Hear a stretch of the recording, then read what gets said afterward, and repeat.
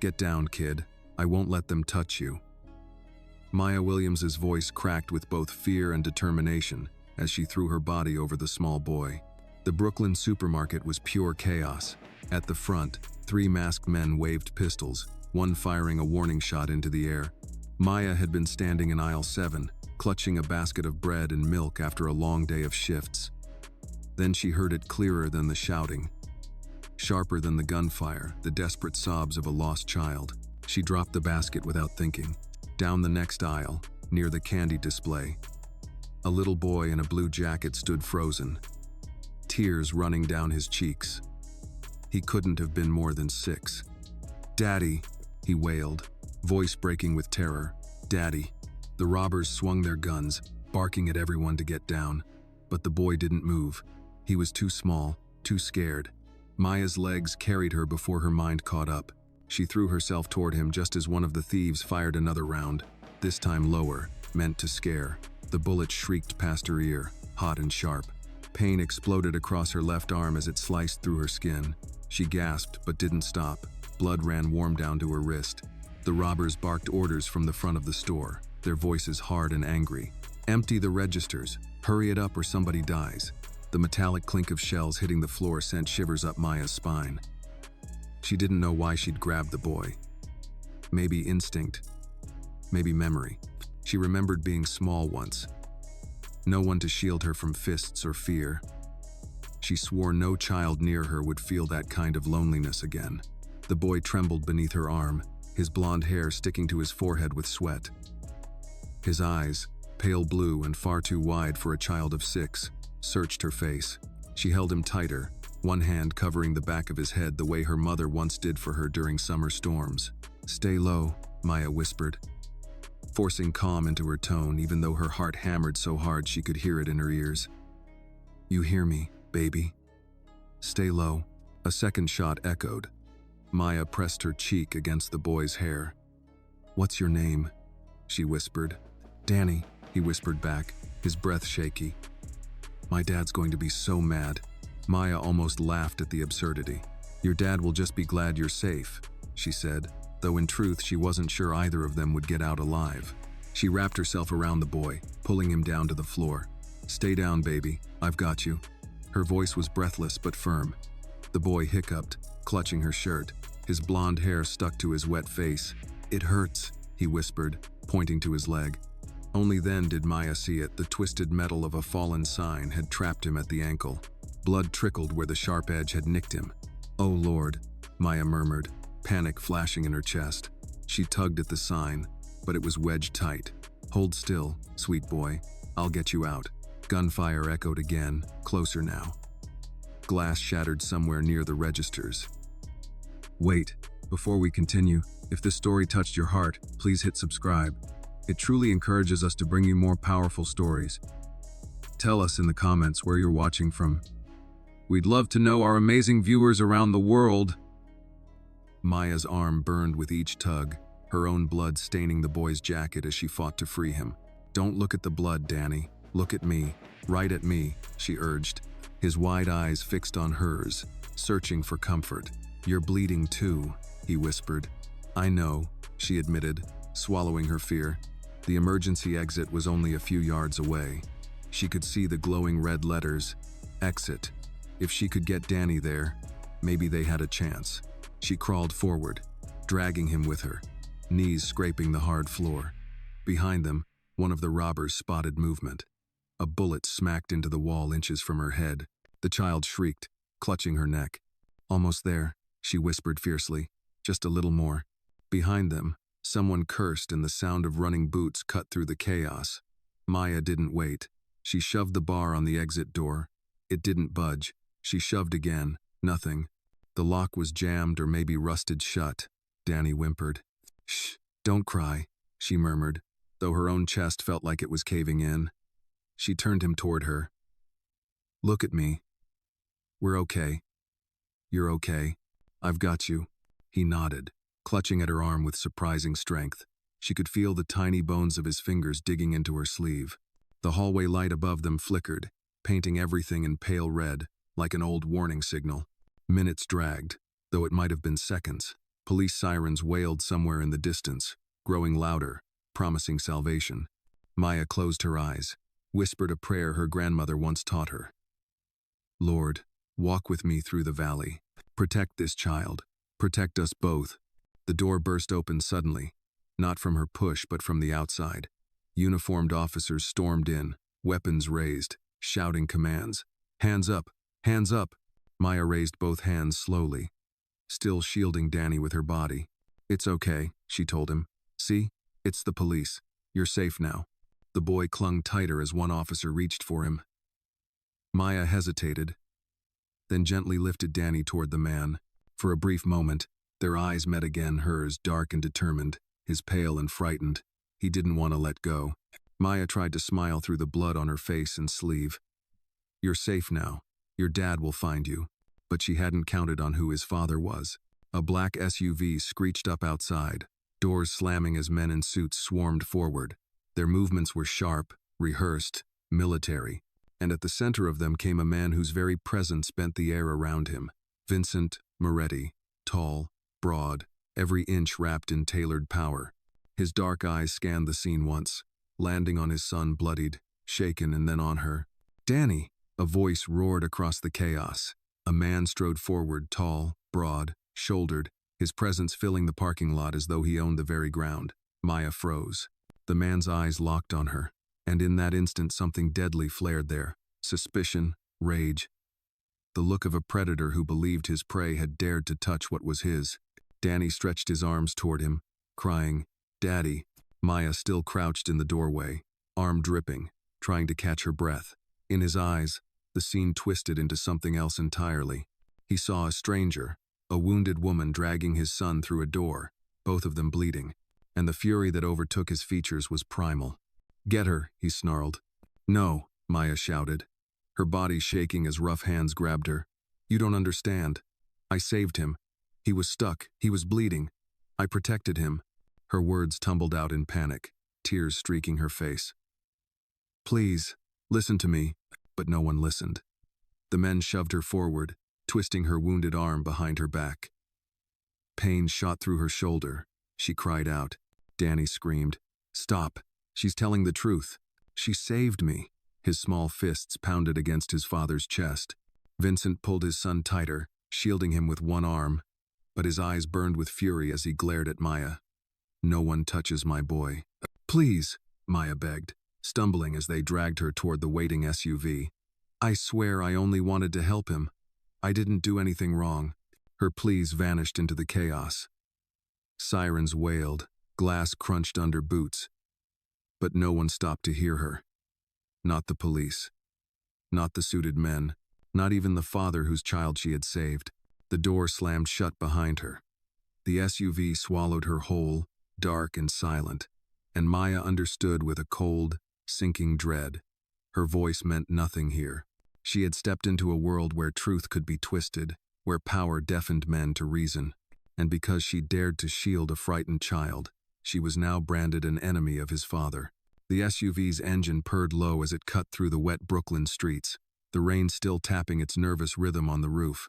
Maya sat wedged between two men in black suits, her wrists aching from the tight grip that had forced her inside. Blood from the graze on her arm had already soaked through the fabric of her sleeve. She pressed it against her chest, trying to slow the flow, but her whole body trembled. She tried again to explain, voice breaking. "I didn't hurt him. I pulled him out. He was bleeding, and I—" "Quiet," one of the men said without looking at her. His voice was cold steel. Maya swallowed hard, leaning her head against the window. Outside, neon signs blurred in streaks of red and blue from police lights still circling the supermarket. The boy Danny was safe now, back in the arms of his father. That should have been enough. But her gut twisted. Safe wasn't the right word. That man's eyes had been harder than the gun barrels she'd faced inside. The ride stretched on, and the city gave way to manicured streets lined with stone walls and iron gates.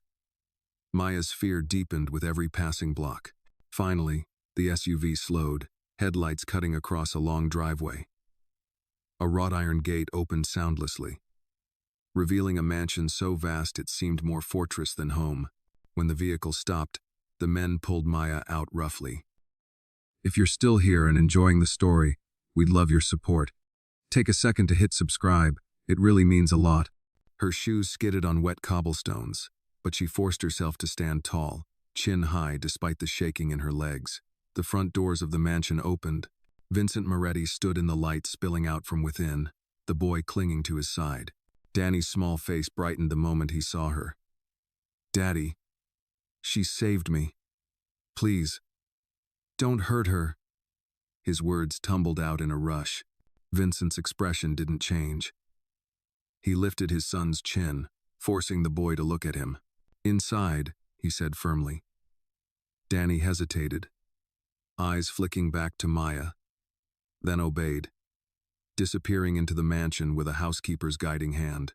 Two men held Maya as Vincent approached. He was taller than she remembered from the parking lot, his presence suffocating even in silence.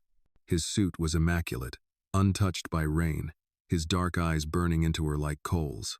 "You expect me to believe you stumbled into my son by accident?" His voice was low, measured, dangerous. Maya's lips trembled. She tried to steady them, to sound stronger than she felt. "I heard him crying. I couldn't just leave him there. He was trapped hurt. I pulled him out. That's the truth." Vincent studied her face, every twitch, every flicker of fear. Then, he gestured. The men dragged her inside. The foyer swallowed her, whole marble floors gleaming, a chandelier glittering overhead, portraits lining the walls. It was beauty layered over menace. Every corner seemed to hide another watchful eye. They led her to a study lined with bookshelves, heavy drapes blocking out the storm outside. A fire burned in the hearth, casting long shadows across a desk stacked with papers. The men shoved her into a chair. Vincent stepped behind the desk, calm, collected, as though this were a business meeting. "Who sent you?" he asked simply. "No one sent me." Maya's voice cracked, but she pressed on. "I was shopping. Bread, milk. That's all. I heard him. He was screaming for you. He was bleeding. I didn't think I just ran to him." "You expect me to believe you risked your life for a stranger?" Her voice dropped, softer, trembling. "I wasn't thinking about me. I was thinking about him. No child should have to cry like that alone." For a heartbeat, silence hung heavy. The fire popped, sparks rising. Vincent's jaw tightened, but his eyes narrowed with something unreadable. One of the men stepped forward. "Boss, we should..." "Leave us," Vincent cut him off. Reluctantly, the others obeyed, the door closing with a dull click. Now it was just the two of them. Maya's pulse thundered in her ears. Vincent leaned forward, his hands braced on the desk. "Do you know who I am?" Maya shook her head slowly. "No. And I don't care. I saw a boy who needed help. That's all that mattered." Vincent's lips curved, though it wasn't a smile. It was something darker. "You bleed for a boy who is not yours. You take bullets meant for strangers. Either you're very brave or very foolish." Maya swallowed her throat dry. Maybe both. The door creaked. The boy slipped back in, still in his bloodied jacket, eyes wide with worry. "Daddy, please. She didn't hurt me. She saved me." He clung to the edge of the desk, small fingers white, knuckled against the wood. Vincent's expression softened only for his son. He reached out, brushing a hand over the boy's hair, but his gaze flicked back to Maya, unreadable. "Go upstairs, Danny," Vincent said gently. "Irina will clean your ankle. We'll talk later." But, upstairs, the command brooked no refusal. Reluctantly, the boy went, casting one last pleading glance at Maya before disappearing again. Vincent sank into his chair. He poured a glass of amber liquid from a crystal decanter, slid it across the desk toward her. Maya stared at it, not moving. "Drink," he said. "You're shaking." Her hands trembled in her lap. "Because you don't believe me." He studied her again, that calculating silence more terrifying than shouting. "In my world, Miss Williams, appearances are everything.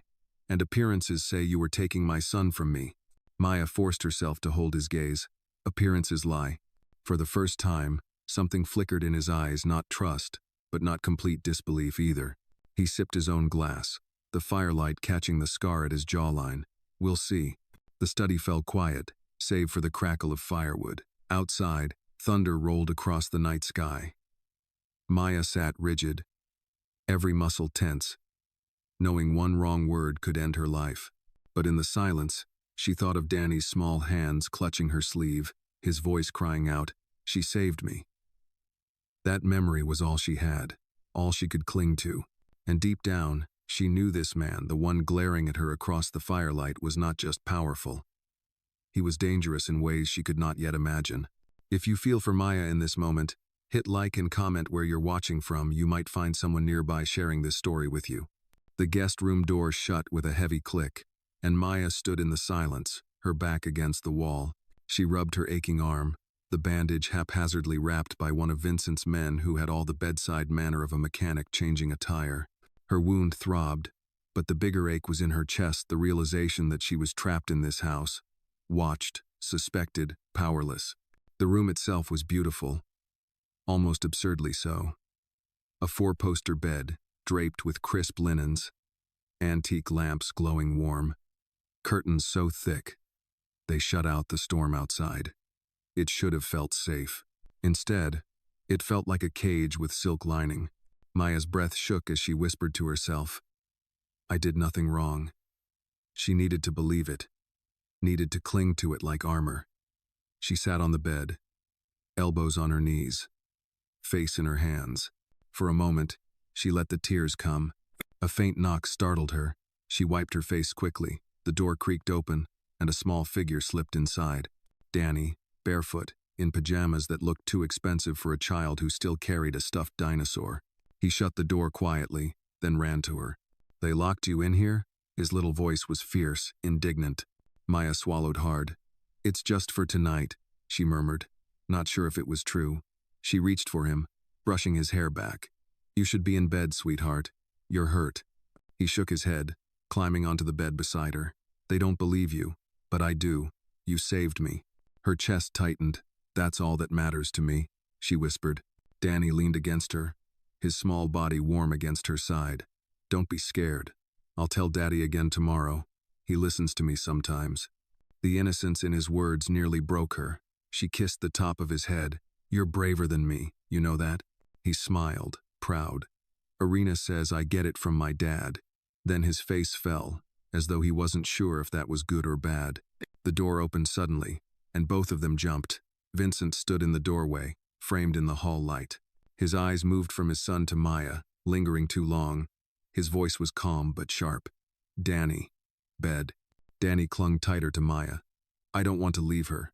For the first time since the supermarket, Maya saw Vincent falter. His hard mask slipped just slightly at his son's stubbornness. He stepped into the room, his presence filling the space. "You'll see her tomorrow. Go with Irina, now."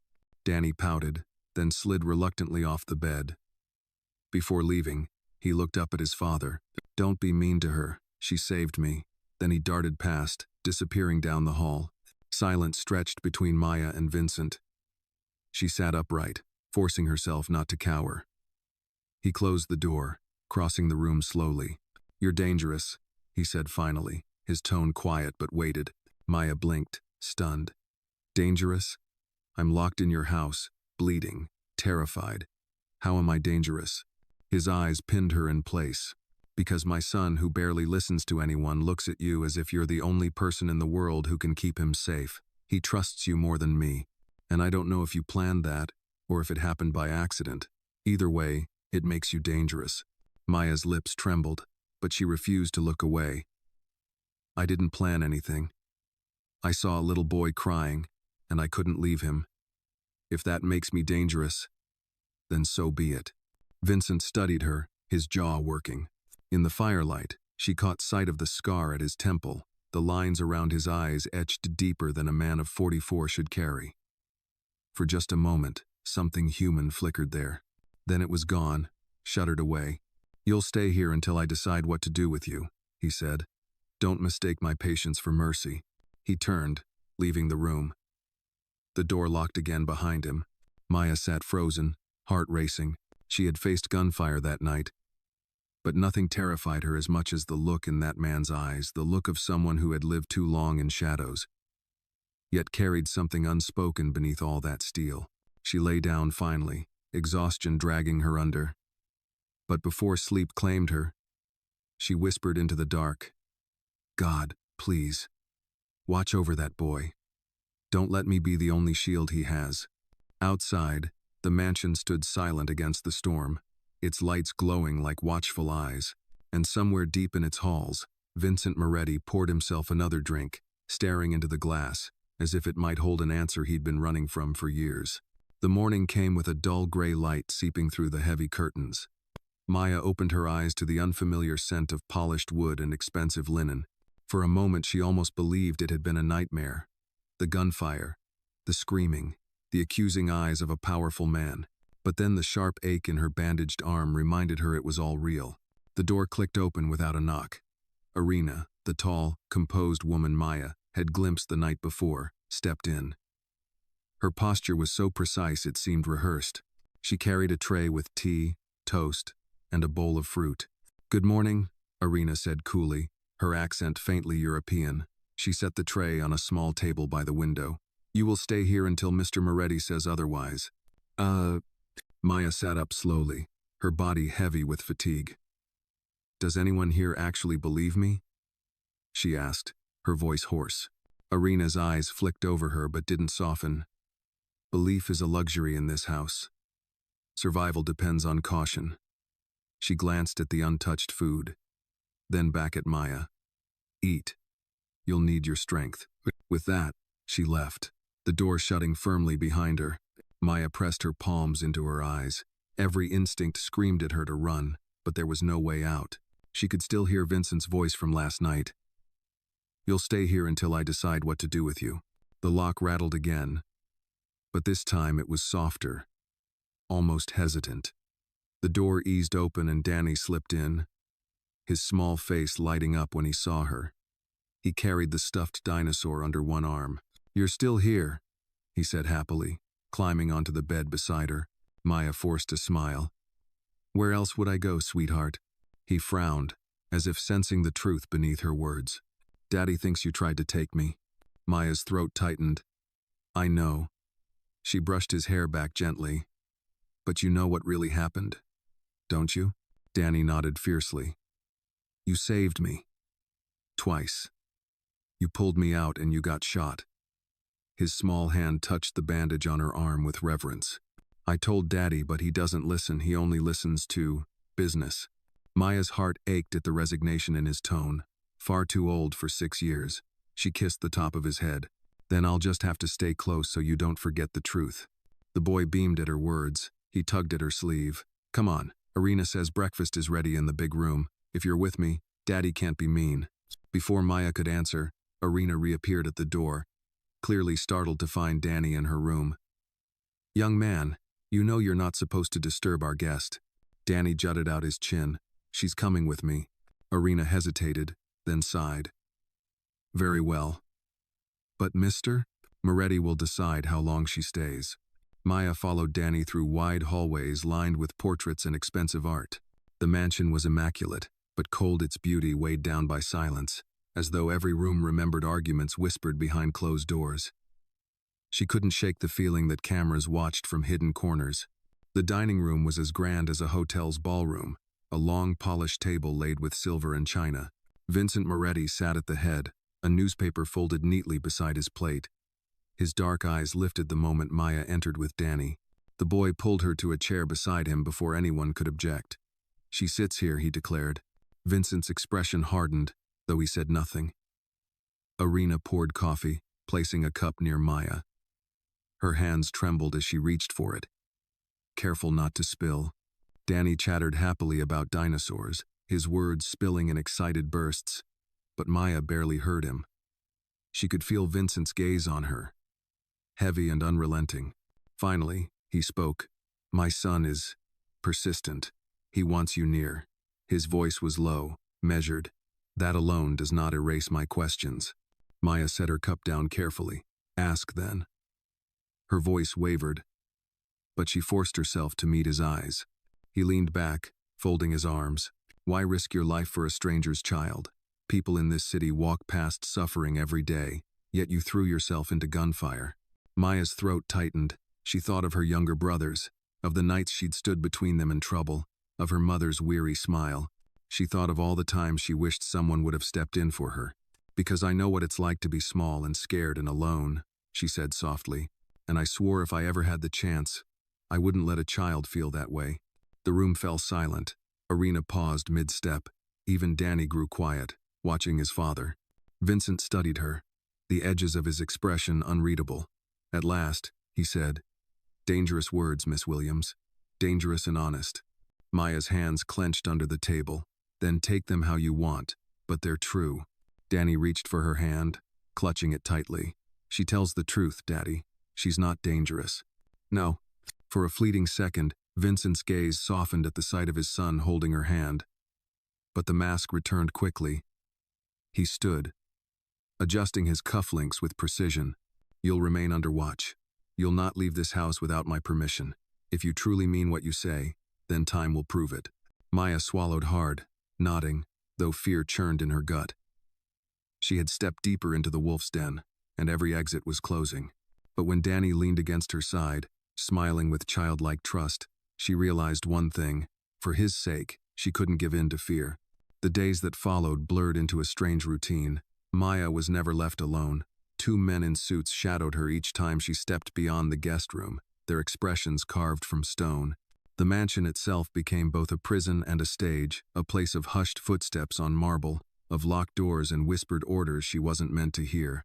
Danny, however, was the one thread of light. He insisted on dragging her along for everything. Breakfast in the cavernous dining room. Afternoons in the sunlit conservatory where he lined up his toy dinosaurs. Even evenings when Irina read to him. If Maya wasn't beside him, he refused to settle.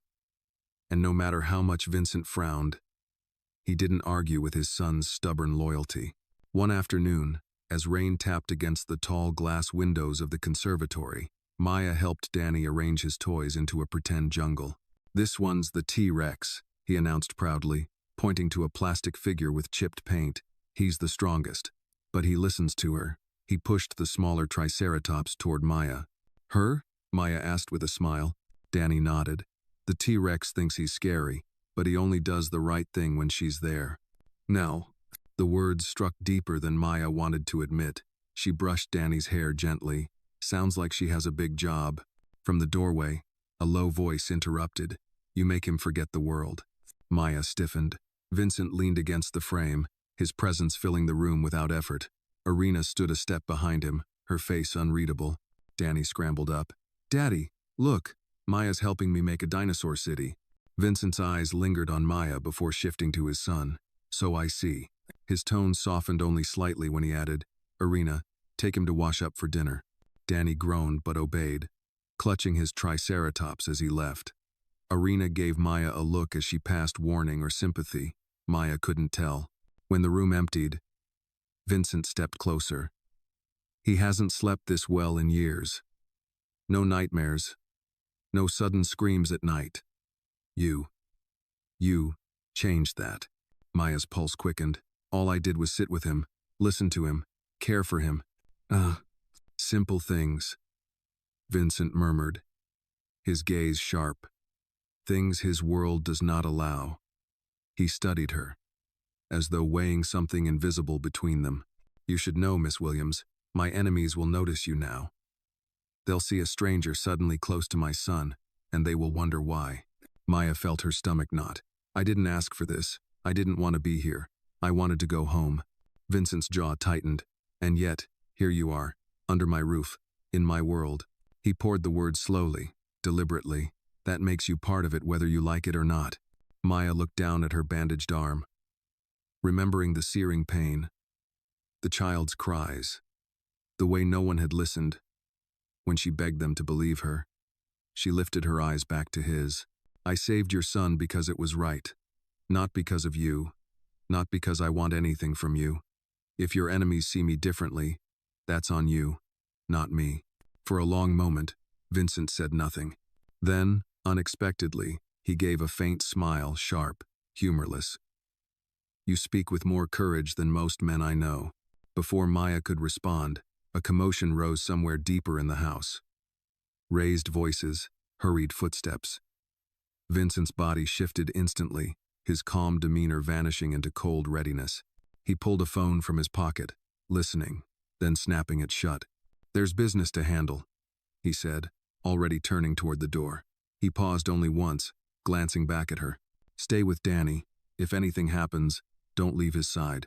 And then he was gone, leaving the conservatory suddenly darker, the storm outside echoing the unease inside Maya's chest. That evening, the atmosphere at dinner was taut. The long table was lined with silver platters, but little was eaten. Vincent remained absent, and Irina filled the silence with polite conversation Danny barely listened to. He kept leaning into Maya, his small hand wrapped tight around hers under the table. When she tucked him into bed later, he whispered, "Promise you won't go away."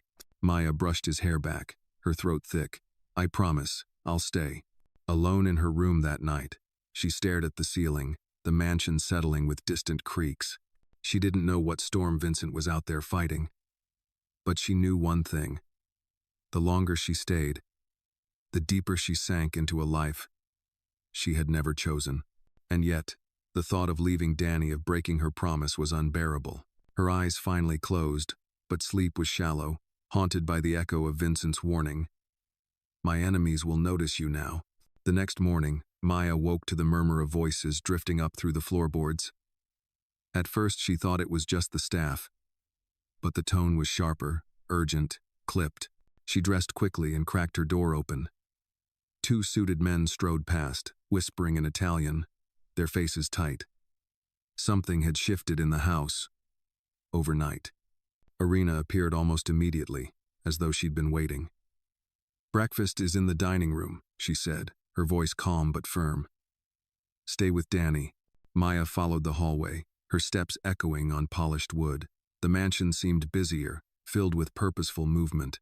Men she hadn't seen before lingered in corners, carrying radios, their eyes scanning everything. It felt less like a home and more like a fortress bracing for attack. At the table, Danny was already halfway through a plate of pancakes, his feet swinging above the floor. His face lit up when Maya entered. "I saved you a seat," he chirped, patting the chair beside him. She smiled faintly, sliding into the seat. "Thank you, sweetheart." He leaned close, whispering conspiratorially, "Daddy's mad. Something happened last night. I heard him yelling." His small eyes darted toward the hallway. When he yells, it means bad men are close. Before Maya could respond, the dining room doors opened and Vincent Moretti entered. His suit was darker than his mood, his tie askew as if he hadn't slept. Two men followed him, carrying folders and speaking in low tones. The moment Vincent saw Maya beside his son, his expression tightened, but he said nothing. Instead, he dropped into his chair at the head of the table. Danny immediately scrambled to his side. "Daddy, Maya promised she'd stay with me today." "Madi." Vincent's gaze shifted to her. A long, unreadable look. So she did. He reached for his coffee, dismissing the matter as if it weren't worth more words. But Maya didn't miss the flicker in his eyes, tension, calculation, maybe even relief that Danny wasn't alone. After breakfast, Danny dragged Maya toward the library. But halfway down the hall, she caught sight of a door slightly ajar. Inside, voices carried sharp and low. She should have kept walking. Instead, instinct rooted her to the spot. "Moretti, O'Connor is moving again," one man was saying. "They hit the docks last night. 2 of ours down." Vincent's reply was ice. "They want war. They'll get it. No one touches my territory." Maya's blood ran cold. She edged closer, enough to see Vincent at the head of a long table. Papers spread out, maps marked with red lines and dots. It looked like a general planning a military strike. Another man spoke, "And the woman? Keeping her here is a risk." Maya froze. Vincent didn't look up. "She stays, for now. My son sleeps because of her. That's worth more than your suspicion." The men exchanged uneasy glances. "But if she talks, she won't." Vincent's tone cut off the discussion. Maya stepped back, her pulse pounding. She nearly bumped into Irina, who stood behind her silently. The woman's eyes were sharp, knowing. She leaned close enough for only Maya to hear. In this house, curiosity is a dangerous habit. Maya's cheeks flushed with heat. She nodded quickly, letting Irina steer her away. But the images stuck in her mind, the maps, the talk of docks and blood, the way Vincent commanded with just his voice. Later, in the library, Danny built towers of books for his dinosaurs while Maya sat in a leather chair, staring at her trembling hands. She whispered to herself, "What did I walk into?" Danny looked up, frowning. "You're scared again." Maya forced a smile, smoothing his hair. "Not scared, just thinking." "Don't think too much," he advised solemnly. "That's what Daddy does. It makes him sad." Her heart ached at the wisdom in his little voice. She hugged him tight, inhaling the faint scent of soap and syrup still clinging to him. "I'll stay close, no matter what," she murmured. That night, she heard more movement, doors slamming, engines growling to life outside. From her window, she watched black SUVs rolling down the long driveway like a convoy. Shadows of men carrying weapons flickered in the floodlights. In the silence that followed, Maya pressed her hand to the cold glass. She whispered into the dark, half to herself, half to the God she hoped still listened. "If this is the world I've stepped into, then keep me strong. For him." Behind her, a soft knock sounded. Danny again, clutching his dinosaur, eyes sleepy. "Can I stay here tonight?" he asked. Maya lifted the covers for him without hesitation. "Of course, baby." As he curled against her, she realized the truth. Whatever war Vincent was fighting outside, her own battle had already begun. And it wasn't just about surviving, it was about protecting the one innocent heart in this house of shadows. The study smelled of tobacco and leather, the fire in the hearth burning low. Maya sat stiffly in the chair opposite Vincent's desk, her palms pressed against her knees to stop them from trembling. He had summoned her after dinner, and the silent escort of 2 guards down the corridor had left her stomach knotted. Vincent leaned back in his chair, sleeves rolled to his forearms, the scar at his temple visible in the dim light. Papers lay scattered before him. Maps, notes, a half-empty glass of amber whiskey. His dark eyes fixed on her without blinking. "You've been in my house nearly a week," he began, his voice calm but edged with steel. "My men have checked your background. Brooklyn-born. Nursing student. Part-time at the supermarket. A life as ordinary as bread and milk." He let the words hang. "And yet, you run toward gunfire for a boy you don't know." Maya swallowed hard. "I told you I didn't think. I just heard him crying. He reminded me of..." Her voice faltered. Vincent tilted his head. "Of what?" Her throat tightened. "Of me, when I was little, afraid, alone. No one came then. So I went for him." For a long moment, silence stretched. The fire popped, casting sparks into the air. Vincent's expression didn't soften, but he didn't interrupt either. Finally, he leaned forward, forearms braced on the desk. "You should know what people say in my world. They say everything has a price. Every action is a play. A rescue like yours? Most would assume it's leverage, insurance." His eyes narrowed. "So tell me, what do you want from me?" Maya's hands clenched in her lap. "I want nothing. I want to go home." Vincent studied her as though peeling back layers. "You're not lying. I can hear it in your voice." He exhaled slowly. "But that doesn't change what others will think. O'Connor's people already know your face. To them, you're mine. That makes you a target." Maya's pulse jumped. "I don't belong to anyone." His lips curved faintly, though it wasn't amusement. "Tell that to the men who would slit your throat in an alley because they think you carry my secrets." He poured himself another drink, swirling it. "That's the danger you brought onto yourself when you touched my son."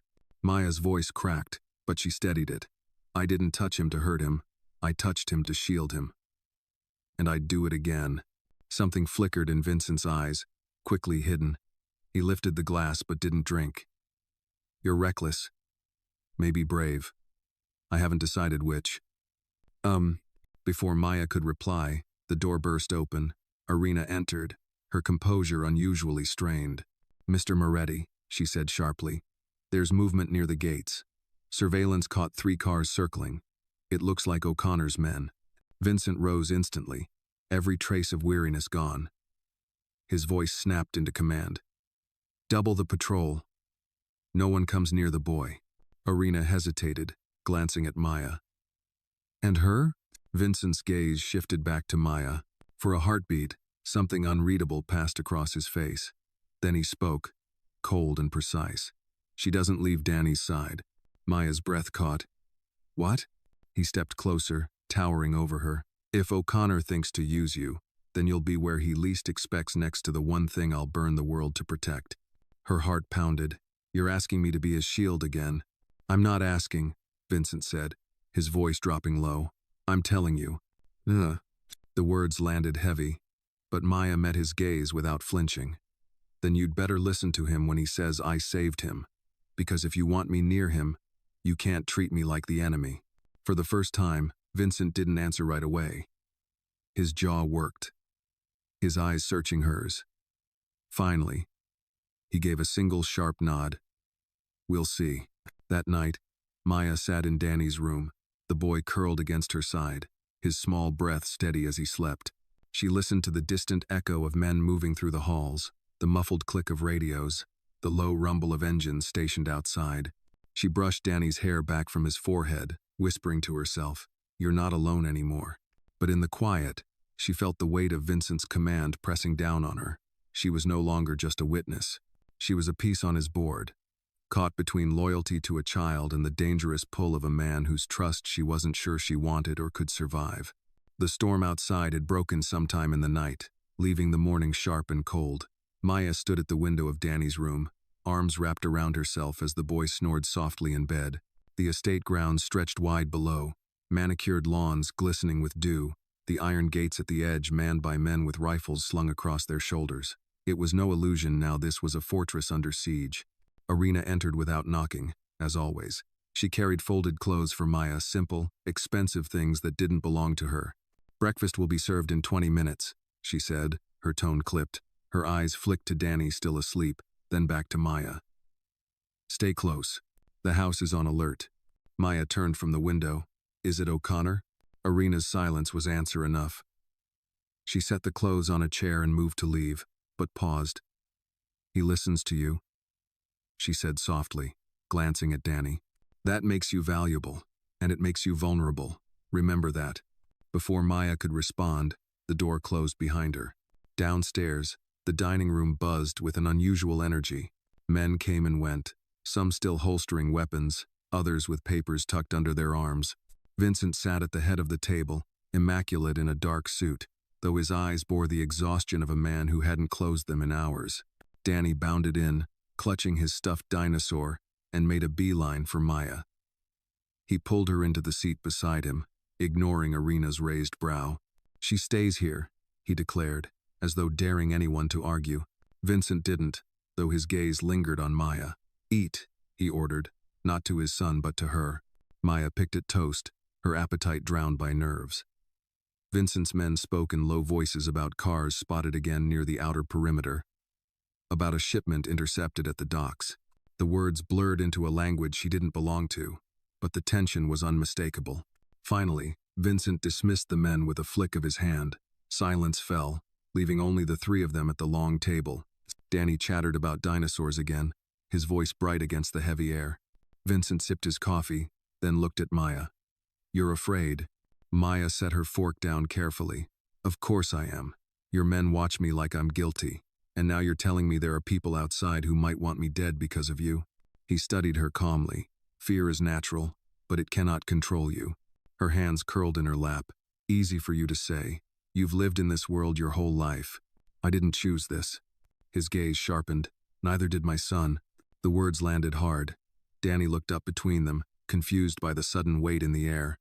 "I'm not scared," he said, his small voice determined. "Not when Maya's here."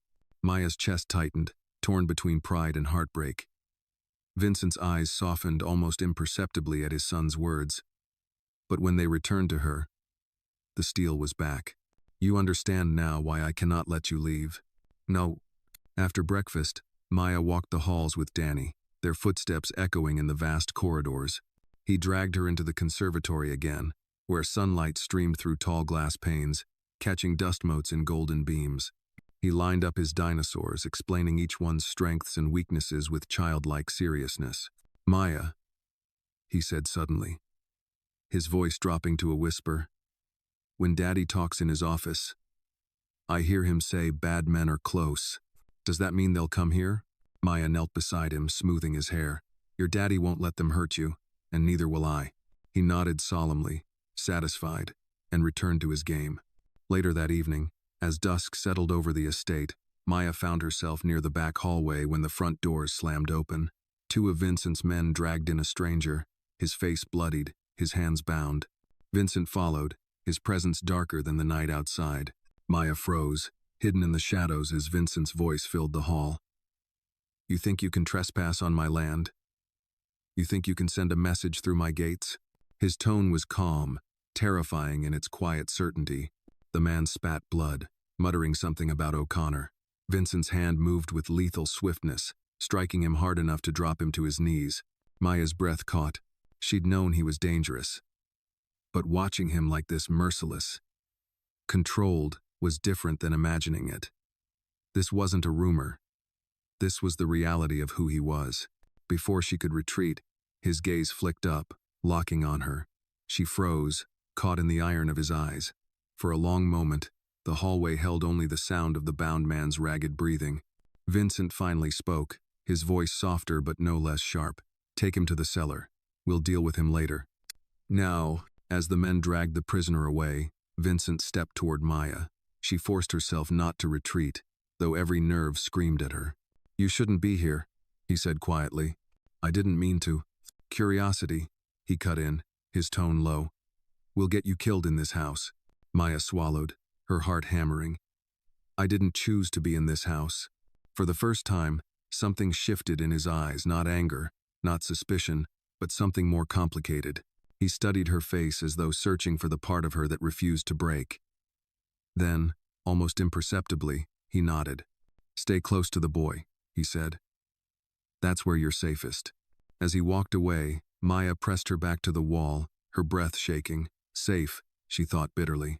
Nothing about this house was safe. But one thing was certain. She was bound to Danny now, and that bond was the only thing keeping her alive. Maya woke before dawn, her body restless despite the heavy silence of the mansion. The nightmares had come again, gunfire, Danny's cries, Vincent's burning eyes as men dragged her away. She rose quietly from the bed in the guest room, pressing her hands against the cool glass of the window. Beyond the high walls, the world seemed far away, unreachable. She thought of her mother's voice, soft with hymns on Sunday mornings, of the cracked pews in the small church back home, of the way she once swore she would never let anyone make her feel small again. Yet here she was, inside a house built like a palace, shaking like that little girl once more. A knock startled her. She opened the door to find Danny already awake, holding his dinosaur in one hand and rubbing his eyes with the other. I couldn't sleep, he whispered. Can I stay with you? Maya's heart softened. Of course, baby. She led him inside, tucking him beneath her blanket. He clung to her like a lifeline, his small body trembling. Nightmare? She asked gently. He nodded against her arm. I dreamed the bad men took you away. Daddy couldn't find you. I kept yelling, but no one came. Her chest ached. She kissed the top of his head. I'm here. I'm not going anywhere. You don't have to worry. His breathing slowed, but he didn't sleep. He whispered into the dark, You believe me when I say you saved me, right? Maya's throat tightened. I'll never forget it. Later that morning, Irina brought breakfast to the library, where Danny insisted on eating with Maya among the rows of old books. While he stacked dinosaurs along the edge of the table, Maya pushed food around her plate, lost in thought. Irina's sharp eyes caught her distraction. You think too much, Irina said softly, setting down a fresh pot of coffee. In this house, thinking is dangerous. Better to accept and adapt. Maya looked up. Adapt to what? To being treated like I'm guilty? To living with guards at my back? Irina tilted her head, to surviving. She glanced at Danny, then leaned closer. He needs you. That makes your place here more certain than mine. Don't waste it. Maya wanted to protest, but Danny tugged her sleeve. showing her a drawing he'd made. Two stick figures holding hands beside a smaller one, standing beneath a sundae.